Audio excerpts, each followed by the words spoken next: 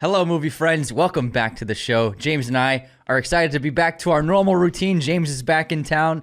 Let's get into the news. And we also have lovely Luna, the dog we're dog sitting, is still here, so she's in studio if you hear any paws or little whines to go outside. We got her in here in the studio. There's a lot to talk about this week, including we do have a new origin story, which we'll get to in a little bit. But let's start off with the box office. So obviously, Black Panther: Wakanda Forever is still number one at the box office.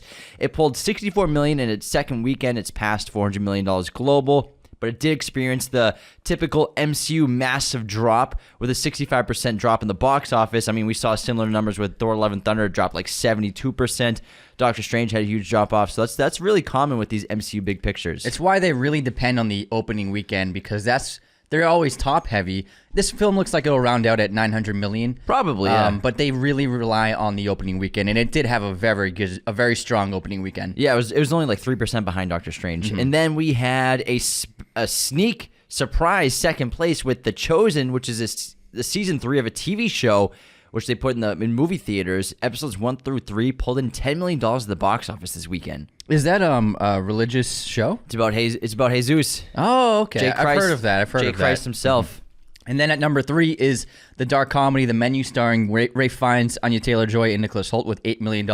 A good showing for a rated R dark comedy. It looks like a good opening in what they wanted about. Then we have Black Adam with $3.4 million in its fifth weekend. Ticket to Paradise, $2.9 in its fifth weekend. And then she sells seashells by the seashore. She said with $2.2 million with that. I think it was its opening weekend. I think it's starting at a limited release. And then speaking of limited releases, Bones and All is coming out this week. It's very limited right now, even in Los Angeles and New York. It's pretty far from us, yeah. But I highly recommend checking this out. It'll be coming out more widely released during the holiday and after the holiday. And if you like dark horror, and if you also like Call Me By Your Name, you're going to enjoy the hell out of this, because it's going to be gory and gruesome, but also a great love story.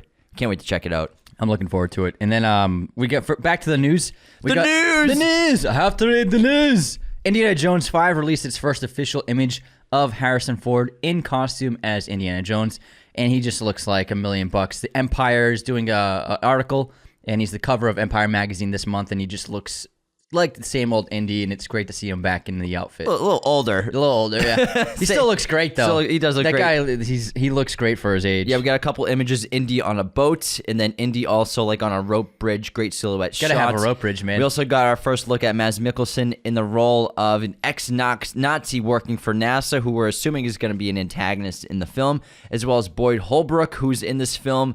He's on a motorcycle at a parade for the celebration of the Apollo 11 launch, so that means this movie takes place late 1960s, probably 1969. I didn't know Boyd Holbrook was in the film. Me neither. He's a great actor. I'm glad he got this, because he's kind of just, since Logan hasn't had that big role yet. Yeah. Because we just saw him in a movie, Vengeance, and he was good in it, but still hasn't hit that like movie stardom yet. And you can tell because he worked with Mangold and Logan. Yeah. Mangold's making this movie. He probably loves him as an actor. Oh, and for sure. It's gonna be. I bet he has a cool role in this movie. Yeah, and Maz he's probably playing comedic relief. Maz? Just kidding. He's definitely the villain. He's always a villain. He's definitely the villain. Are you kidding? Moving on to some Tarantino news. 2 bits to talk about. First of all, he's making a TV miniseries next year. We don't know what network it's going to be for. We don't know what the story's going to be or anything, but he says that's what he's going to do, which is kind of a loophole to get out of. I'm only going to direct 10 movies in my career, but I'm still going to make content, which is pretty great to hear. And I cannot wait. Whatever network picks that up, it's going to be worth so much money. Yeah, he can. I mean, imagine what he can charge for like streaming service like HBO Max, Netflix, Hulu. Like they could probably pay $100 million for the rights to it. I mean, the rights to Knives Out 2 and 3, that was $500 million, you know? That's for the budget. I'm just talking for the rights to the property. Yeah. Like, he could probably charge $100 million. Everyone's going to watch it, whatever it is. It'll be huge for whatever service ends up getting it. So I'm very curious to see what it is, too.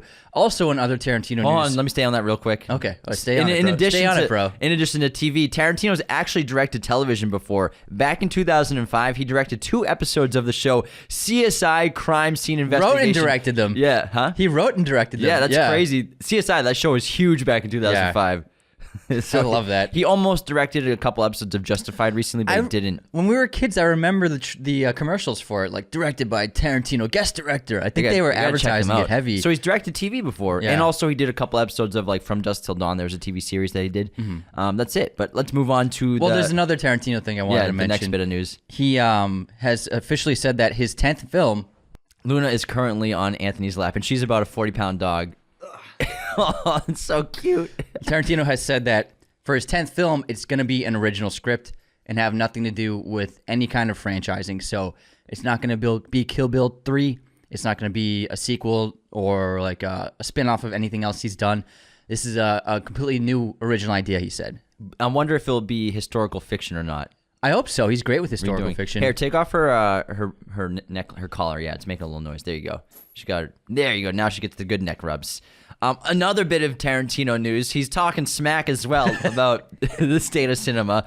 So this is a quote from Tarantino. I think he was on CNN or something. Even though the 80s was the time that I probably saw more movies in my life than ever, at least as far as going out to the movies was concerned, I do feel that the 80s cinema is, along with the 50s, the worst era in Hollywood history, matched only by the current era. So he says that the current era is one of the worst eras of film.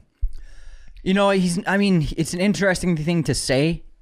I think that for the last several years, the corporatization of film has really changed things, and a lot of movies that are coming out are made by giant corporations, whereas before the 2000s, studios were still independent, and that the competition they had with each other, they were just trying to make as many good, like the best movie possible to compete with like Warner Brothers, or Paramount was trying to compete with like Universal, like.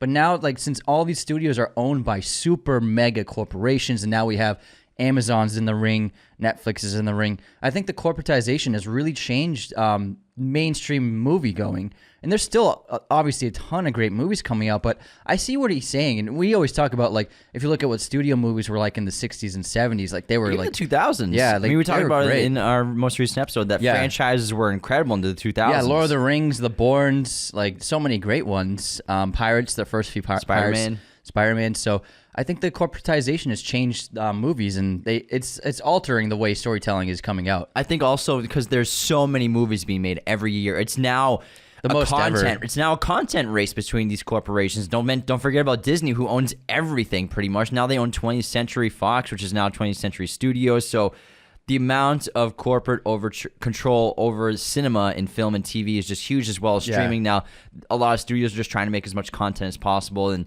quantity over quality is now. And also, they're gearing themselves towards already established IPs more so than original content as well. And so, but quantity over quality is their main objective now. Not to say that we haven't seen so many great films in the last 5 years, because we really have, but they are greatly and vastly outnumbered by very mediocre movies that, not a lot of people even see, that are just going straight to streaming. And so I get his perspective, and he has a right to an opinion. It's subjective. 100%. Now let's move on to more news. We got our first poster for The Pale Blue Eye, which is perfect. It's just a still from the movie. It reminds me so much of like Top Gun Maverick poster I have back here, but also the Roma poster that they used for Alfonso Cuarón's movie for Netflix. But it looks great. It's just a still of Christian Bale as the detective with great mystery silhouette underneath him of a character with a light. It's just incredible. I can't wait to see this. Just take away the red Netflix logo and it'd look great. Yeah, I like it. It's not heavily photoshopped. It's not a studio photo done in a photography studio. No, it's just like it's real, and it's a great shot of him. It perfectly captures the tone of what the movie looks like it will be. He's the movie. Yeah, he's the movie. Christian Bale. He's Christian Bale. That's all you need. Yeah, you don't need anything else. Bale man. You don't need anything else in the poster. The Bale man. It's a really beautiful poster, though. Next up, we have news about Babylon Damon Chazelle's fourth film. Early reactions from both the press and industry screeners are saying that the movie is quite mixed. Reactions are saying it's bold. Obviously, the craftsmanship looks terrific, and costume cinematography is getting praised, but also it's being called very messy, very muddled, and not quite what people were expecting. So, I mean, we're going to save our opinion for when we see the film, but I was surprised by the mixed reactions because he's basically batting 1,000 so far. Sorry, Luna. Accidentally stepped on her little paw. come here. All right. She switched to me. She switched to his lap. You okay, sweetie? All right. That's what happens when you go crazy in the studio. All right, moving on to our origin story of the day. Here we go. What is it? It's going to be called Welcome to Derry, a prequel series to It at HBO Max. Welcome to Derry. The show will begin in the 1960s in the time leading up to the events of It Chapter 1, which was set in 1988. The story is also set to include the origin story of Pennywise the Clown. Pennywise origins. Here we go. Finally, we get the origin story of Pennywise.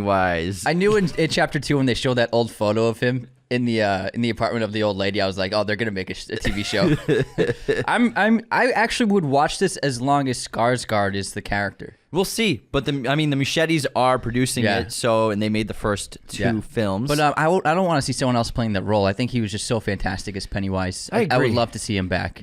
If they get him, then sure, I'll check it out. Mm-hmm. But it sounds like it's just gonna be the same movie. Yeah, it's the same thing as the movie. But origins, welcome to Derry. Also the rise of Pennywise. Rise of Pennywise.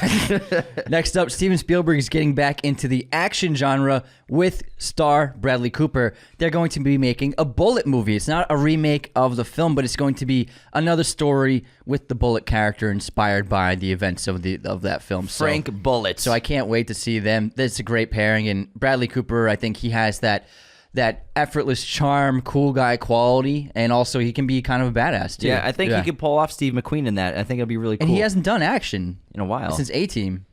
Technically, American Sniper. Okay, it's yeah, a bit American of an action movie. Not a ton of action, but it's very macho, so that he's proven himself in that kind of capacity. Absolutely. Moving on next to James Gunn and Peter Safran, news with DC. They plan to unveil what their mastermind plan for DC in about 2 months. So they're just leaving us on the hype train, and they're probably figuring it out. Yeah, we'll have something together in 2 months. It's like your first day at the job. You lied on the rear. Everyone's like, "What are you doing? Oh, we got a plan. What's the plan?" DC's like, "You guys got a plan?" Yeah, we got one. Peter, what are we gonna do? I'm just kidding. I'm sure they have a great plan. It's literally just gonna be Henry Cavill. Yeah, they have a lot of planning to do. It's probably a huge workload. Just figure it all out. Next up, Stranger Things star Joseph Quinn has been cast opposite Lupita Nyong'o in the new A Quiet Place origin story. Day one. A Quiet Place. Day Origins. one. She's getting Luna's excited. going crazy over this. If we get excited, she gets excited. Day one. Origins. So good for him for getting cast in a huge franchise film. Big studio film, because obviously he was killed off in Stranger Things, so we won't be seeing him in that role again. So I'm glad that he's gonna find success in Hollywood so far. Next, we finally got the anticipated trailer for Emancipation, the Will Smith slavery film, which was directed by Antoine Fuqua. Is this the first time them two have worked together? First time. That's really cool. Yeah. So great filmmakers and actors. Antoine's awesome. Trailer looks really good. Looks like an intense film. It's going to be an emotional journey. He plays a slave who, based on the trailer, was he fighting in the Civil War and then was turned into a slave, or was he a slave turned into a soldier for the Civil War? In the Civil War, I can't tell by the trailer. I think it's the latter. I think it's the latter. And too. he's looking for his family. So yeah, he escaped slavery, trying to find his family in the South. I like the concept of the swamp being a main factor in his survival as well, because those swamps in South America, in the southern parts of America, are very dangerous. And then Ben Foster plays one of the slavers, the main antagonist of the film, who just always fits the bill for period pieces. For like a crazy Southerner. Crazy Southerner. He's like, whether it's a Western or a film that's based on slavery, he's just always fits it so well. And this is going to be an Apple TV film, so it'll be coming out on Apple TV. And apparently Will Smith I think he was paid $40 million for it. Holy crap. That's a lot of money. It's going to be odd when it comes out, because if it's not getting a theatrical release with everything that happened last year at the Oscars, and he obviously can't be nominated for an award, so lots of controversy around that. And also, speaking of awards, Brendan Fraser is doing press for The Whale, and he did a GQ interview. You know how they talk about career retrospective, and he said that he won't be going to the Golden Globes if he's nominated, which I think is a great stand by him, because the Hollywood Foreign Press president is the one who assaulted him and basically blackballed him for 10 years in Hollywood. And so he said even if he gets nominated, even if he wins the Golden Globe, he has no interest in attending the ceremony. I'm sure, other parts of the Golden Globes were probably really treated him poorly and affected his career as well. Not just the one person that did that. So I mean, I respect that decision a lot. To stay true to yourself. Yeah. And he seems we don't deserve this man. Yeah, we watched the GQ interview. It's really great. It's great. Like 25 minutes of him talking about all of his movies, and it's great to see him back. He seems like a great guy. Next up, everyone who loves Willem Dafoe as much as us, he's in a new movie called Inside. It's literally just him. That he's like the only character in the trailer. Looks crazy. And he plays a thief that's trapped inside of a penthouse apartment after the heist he's on goes wrong. He's basically trapped inside there for a long period of time with nothing but what was left in like the fridge and the sinks, as well as just priceless art surrounding him. So he has to try to survive in this penthouse suite that no one can hear him. He's trapped and there's no way out. I think it's a great concept. It is. It looks really cool. Next up, we have a new special from the Murderville comedy series that Will Arnett leads with basically an improvised script with guest stars. It's going to be a mall Santa murder mystery called Who Killed Santa? So the show must be doing well for them to do a special like this, but it's a great concept where Will Arnett plays the detective and then they have a special celebrity guest in every episode and they don't know what's going to happen, but he does, and so it's all improvisation and a lot of, like they had Marshawn Lynch in an episode, and it's a lot of fun. So this one will also star Jason Bateman and Maya Rudolph. It looks pretty silly and funny. Speaking of silly, there's the first trailer for 80 for Brady has been released, which is Tom Brady's first foray into film producing, and it stars 4 Oscar-winning actresses who are in their old age, their golden years. They decided to go travel to go see Tom Brady play in the Super Bowl because they're such big Brady fans. And it looks like kind of ridiculous. It looks like I bet it makes a lot of money, though. Probably. We'll see. I think it'll do well. He clearly must have had some good statistics and researches, realized that like your number one demographic is middle-aged women. But like the Best Exotic Marigold Hotel, like Downton Abbey, like a lot of movies geared towards older people perform really well. I wouldn't be surprised if it's successful. Maybe. We'll see. I don't know if I'm going to see it, though. It doesn't I look watched that the trailer good. and I'm like, hard pass. It doesn't look I that love you, good. Tom. Walter Hamada, who just got the axe at DC and Warner Brothers a few months ago, just signed a multi-year deal with Paramount Pictures to lead their horror genre. So I really like the news that Paramount Pictures is realizing, finally, which every other studio should realize as well, that people want new independent horror films. They saw the success of Smile. They're like, we need to push the button. But not just Smile, but Blumhouse. Yeah, Blumhouse. Yeah, is Blumhouse over the last 15 years really has changed the game for horror. We need to step on the pedal. Next up, Jonah Hill has announced that he is directing a new film. It's going to be an action thriller starring Keanu Reeves. So this is a really interesting collaboration. Jonah Hill co-wrote the script as well. Mm-hmm. Next, we got Magic Mike's Last Dance. The trailer features Channing Tatum just being on stage one last time with so many abs. So many abs. Abs. Yeah, it looks like a lot of fun. And then Salma Hayek has the co-lead role in this one. Tough job, Channing. A sequel to RRR is in development, and the screenwriter is working on the story right now, but it's going to happen because it is so highly successful. Hell yeah. We got our first poster for National Treasure, Edge of History, spin-off, New Generation, Rise. Looks like I edited this poster, to be honest. It's just, I don't know anyone that's excited about this show. It's a kind of a weird looking poster, the edit. It's very Photoshoppy. It looks like Disney Channel. Yeah. It's given... I don't know anyone who's looking forward to this without Nick Cage in it. Yeah, me neither. Yeah, no comment. But it has the other guy. Yeah. Oh, the assistant, the computer guy. I can't remember his name. He's not an assistant. He's an equal partner. No, he gets like a 0.5%. Steve. No, they all get a small percentage because they all get 1% in that original movie. Yeah, you've seen the movie. What's the name? Hold on, National. It ends with a Y or something. It's like a nice name. Treasure. His name, Riley. Riley, yeah. Riley. Ends with a Y, yeah. Played by Justin Bartha. From The Hangover. And speaking of Disney Plus, Andor. This is actually kind of worrying news for Disney Plus. Disney has put Andor on its other networks, ABC, FX, Freeform, and Hulu. They've put the first few episodes on those other networks and streaming platforms for people to watch, which means... that looks like a sign that it's not Disney Plus isn't performing well in terms of streaming numbers. Andor specifically is very low ratings. It's just people just aren't watching the show. Some people listening, I'm sure, are. But I know a lot of people love it. Yeah, I'm sure it's really good, but not a lot of people are watching this show at all. I think it's like one of their lowest performing. I think it's the lowest performing Star Wars show they've had, or Disney Plus show they've had. It's very telling for them to move it onto other networks. That means that people aren't. It also means that the membership maybe isn't there as much as they hoped it would be for Disney Plus if they're putting it on Hulu. I think it's just people weren't excited about the show because it's so different compared to the other Star Wars stuff they've been putting out in terms of Mandalorian, Boba Fett, which all do well ratings wise. I mean, Mandalorian's a banger. Yeah, everyone loves that show. A lot of people watch it, but just no one watches Andor. Like a lot of YouTube channels get way more views than Andor. Yeah, it's true. It's true. Not ours, but plenty of others. But it's interesting. This is the first time they've done this with one of their original series in the last few years. I think it's telling. I think people, they're maybe getting a little overstuffed. Yeah, too many content. Too many TV shows. There's a lot of stuff out there that we have to watch every 2 months. We have to watch this new thing, or else we're not like a true fan. That kind of perspective. It's crazy. You better watch it, or else there's too much stuff. Who has this so much time? I don't have. We don't have time. We don't have this time. Yeah, Luna, do you have time to watch this stuff? Look at her. She's looking at me salty because I accidentally stepped on her paw. Can you believe he stepped on your paw, Luna? Even though she loves me so much. She sleeps in my bed.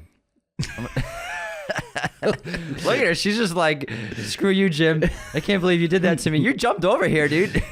She loves me, man. I know. All right. This is the last day we have with her. Yeah, she's leaving today. Lovely Luna. All right, everybody. Thanks for tuning into Movie News number 74. That was a great list of things to talk about. We got our origin story. We got our prequels. We got everything in that we needed to. We got Rise. The Rise of Pennywise. I was worried we wouldn't have an origins this week. Oh, we got an origin. It's like literally 17 weeks in a row, maybe more of an origin story.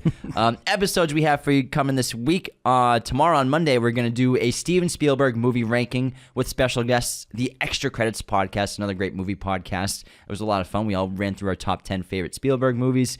And then Thursday, we're going to do an episode on Memento, which will be on Thanksgiving Day in America, the 24th. So definitely watch Memento. And then if you're still confused by it, or you have been confused by it your whole life, we will explain the hell out of Memento. I think it's going to be such a great episode. We should just call it Memento Explained. I know we should. We've been saving that that bacon in the freezer for a long time. We know. It's the only Nolan one we haven't done. Really? Other than Following. Okay, Following we haven't done. Yeah. True. It's our Well, we got to do more. We'll do more episodes on Nolan. Yeah. Like we did like the Nolan his Time episode. That was a lot of fun. But Memento's fantastic. It's such a great script. Can't wait to talk about it and for you all to listen to that episode. Other than that, hopefully you all have safe travels on your journeys to see your families this week in America. Everyone else, it's not a holiday, I guess. So just like do your normal thing. Do your normal thing and have fun. In America, you ain't working, you ain't going to school. Live it up. Take care, everybody. Bye, y'all. See you next time. Thank you for watching Raiders of the Lost podcast. Be sure to hit that subscribe button, hit the like button as well, notifications for sure. Listen to the show on Apple Podcasts, Spotify, everywhere you can listen to podcasts, and be sure to check out this other content we have on our YouTube channel.